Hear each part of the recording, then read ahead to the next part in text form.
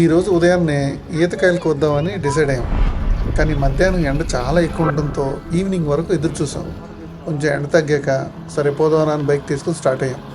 మంచి పొడవైన దోటి తీసుకున్నాం, ఎందుకంటే ఈతకాయలు అంత ఈజీగా దొరకవు కదా. మామూలుగా మెయిన్ రోడ్ నుంచి వెళ్ళకుండా ఈసారి ఊరి వెనక వైపు నుంచి వెళ్ళాం. కొత్తగా తవ్విన తెలుగు కాలువల దగ్గర నీళ్ళు వస్తున్నాయి. రెండు వైపులా నీళ్ళు మెల్లగా పారుతుంటే మాత్రం చూడడానికి సూపర్గా ఉంటుంది.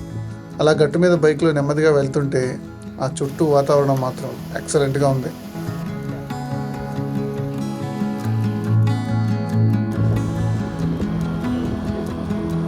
ఆ సీన్స్ అన్ని ఎంజాయ్ చేస్తూ ఫైనల్గా ఈత చెట్టు దగ్గరికి అయితే చేరుకున్నాం. వెళ్ళి చూసేసరికి అయ్యో, చెట్టు నిండా ఈతకాయలే. ఒక్కొక్క కాయని చూస్తేనే నోరూరుతుంది. సరే కోద్దామని ట్రై చేయడం స్టార్ట్ చేసాం. కానీ అనుకున్నంత ఈజీ అయితే కాదు. దోటి గడతో ఒక్కొక్క గెల కొయ్యాలంటే చాలా కష్టమైంది. చాలాసేపు ట్రై చేసి మాత్రం ఒక 5-6 గెలలు అయితే కోసాం.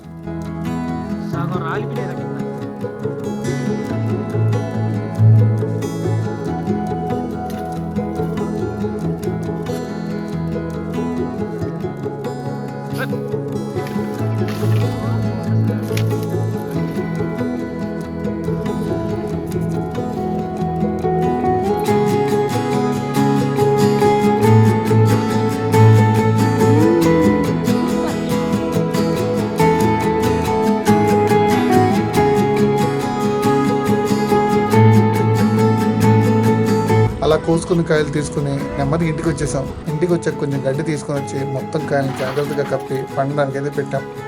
ఇప్పుడు అసలు ఎక్సైట్మెంట్ ఏంటంటే రేపు ఇవి పండుతాయి లేదో చూడాలి.